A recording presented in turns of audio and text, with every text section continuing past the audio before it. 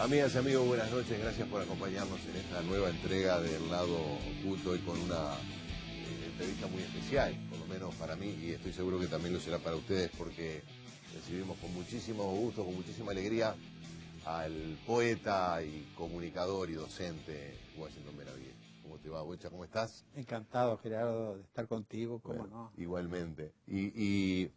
Bueno, lo que te trae hasta acá es toda tu obra y tu personalidad, pero el último opus tiene mucho que ver con tu obra y con tu personalidad, Qué justamente, bueno que ¿no? lo digas así, Que es ¿no? la reedición de Tata Vizcacha, ¿eh? A ver si lo tenemos ahí para mostrar. Es un libro de poesías, como no podía ser de otra manera, tratando de ser Bocha, pero que tiene una singularidad, una historia un poco, bueno, podría ser de realismo mágico si no fuera Sí, que fue real, de mágico tuvo poco y fue un hecho que preludió un tragedias hecho posteriores, insólito ¿no? absolutamente en la Claro. historia del país, ¿no? Contá lo que pasó cuando salió Tata Vizcacha en 1955 en Tacuarembó. Exactamente. Tenía que haber salido en el 54, pero era en una imprenta tan pequeñita, la de Nilo Coitiño y compañía, que no daban los tipos, porque era cuando se imprimía con tipos. Y no le daban los tipos. Entonces el libro que iba a salir Los en el tipos son las 54, de aquellos de letritas, la de plomo, plomo, sí, había claro. que armarlo todo, ¿no? Componerlo. Como no le dio, recién salió en el 55, yo era profesor de Historia del Arte en el Instituto Magisterial. Acá en Montevideo. No, Ah, todo siempre en radícalo en Tacuarembó. Tacuarembó. Claro, claro. No salgamos de lo natal, De la escena del crimen. de la escena.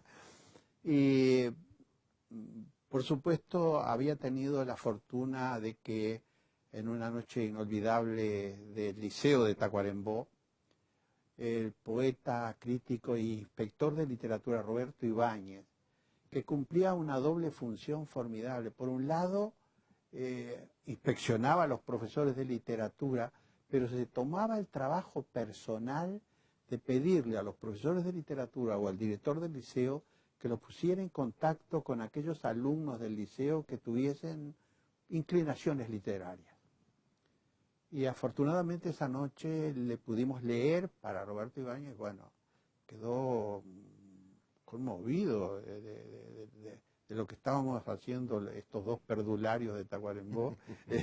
Walter Ortiz ya leyó y nos pidió copias, dijo que lo iba a publicar de inmediato aquí en Montevideo y efectivamente los poemas míos principalmente al comienzo salieron en Marcha, en Asir y en El Ciudadano, que era un semanario Así era una revista literaria. Asir era una revista literaria que había sido originalmente de Mercedes y que la dirigían después acá en Montevideo, entre otros, Liber Falco, Dionisio Trillo Páez, Vizca y Domingo Luis Bordoli, que era el alma Claro. mater de esa publicación.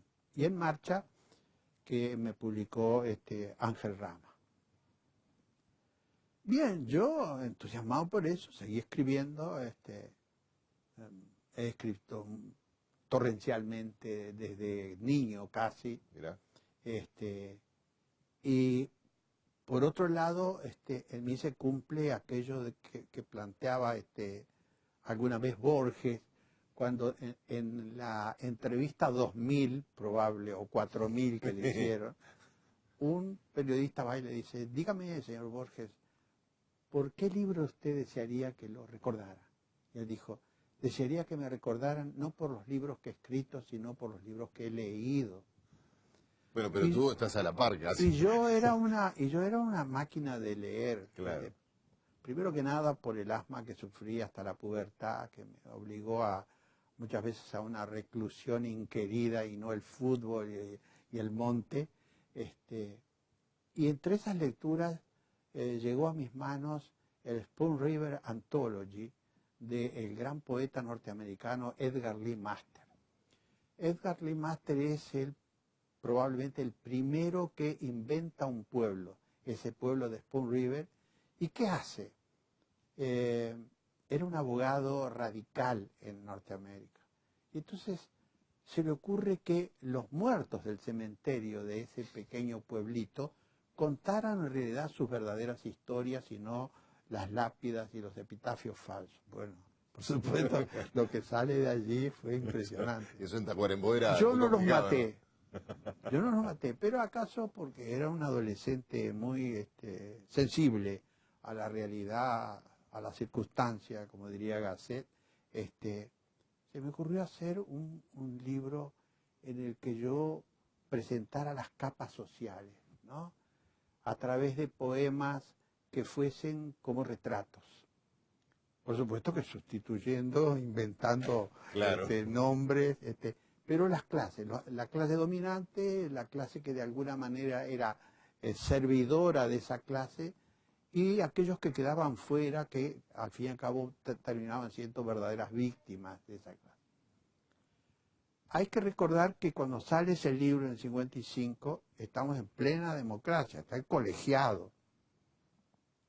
Pero por otro lado, mundialmente estábamos dominados por la Guerra Fría que había partido prácticamente al mundo en una visión maniquea, es decir, negro o blanco, con la Unión Soviética, con los Estados Unidos. Bueno, justamente, ¿no? Disculpa que te interrumpa, porque mirando el texto de este movimiento de acción democrática que se formó para enfrentar semejante obra literaria, se te acusa a ti y a un grupo más o menos innominado, además de rusófilo, que es una palabra bárbara, ¿no?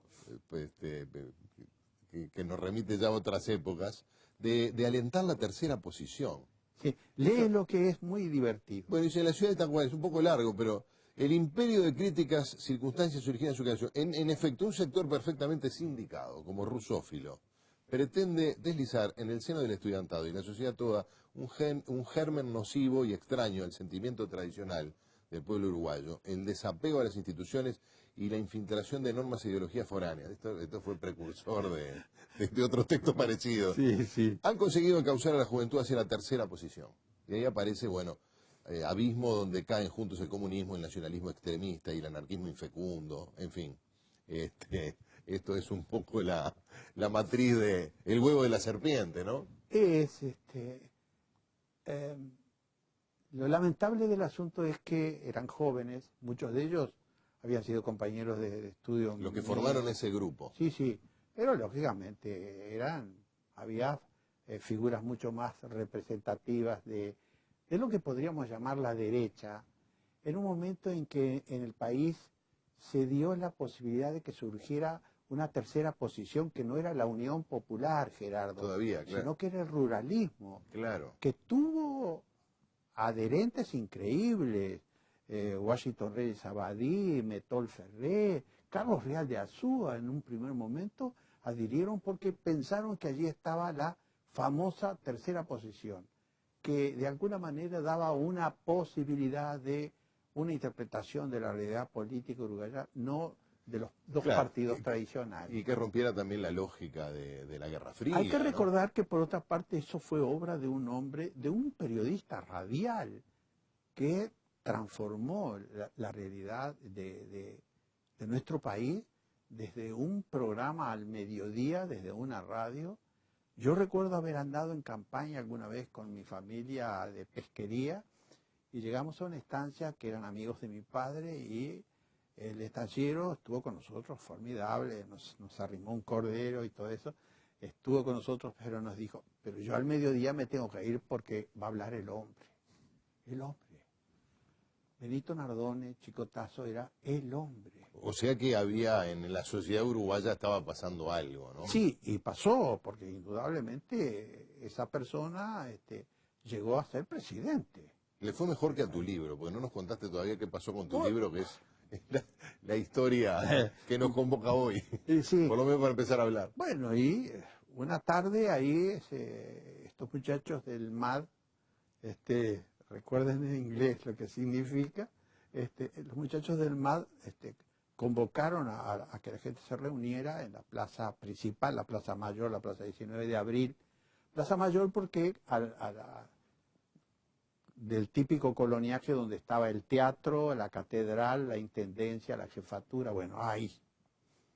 Y al pie del busto, como dijo irónicamente un amigo mío, se reunieron, desafinaron el himno, leyeron una proclama y habían recolectado los Tata Vizcachas que estaban en las 4 librerías de Tacuarembó, hicieron una pira y hicieron un pequeño Reichstag pueblerino, una cosa que es tan increíble que, como yo te comentaba antes, pasado el tiempo, gente, por ejemplo, después que se pasaron los 13 años dictatoriales con Soscurana, algunos me decían, pero usted, la dictadura, le ajustó las cuentas, ¿no? Bueno, y digo, sí, bueno, como a muchos otros.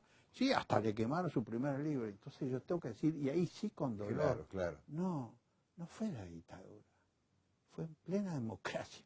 Y me imagino que eso y la trascendencia de esa bellísima edición que hizo la editorial Yagurú de Macachín, de Gustavo Wojciechowski, con la colaboración de Agamenón Castrillón, fue alumno mío en Tacuarembó, un excelente poeta, sacaron una edición que en su primera parte tiene todo un material para aquel que no está al tanto y es tal el sobresalto que puede provocar, que yo fui entrevistado por Fran Press, que me decía, pero ¿cómo es que le quemaron un libro? Le quemaron en plena democracia. ¿Y qué pasó? No pasó nada. De eso y de otras cosas vamos a hablar, porque muy bien. Ahora podemos comenzar con este preámbulo fundamental y fundacional, en muchos sentidos, a conversar con el Bocha Benavides. Venimos enseguida.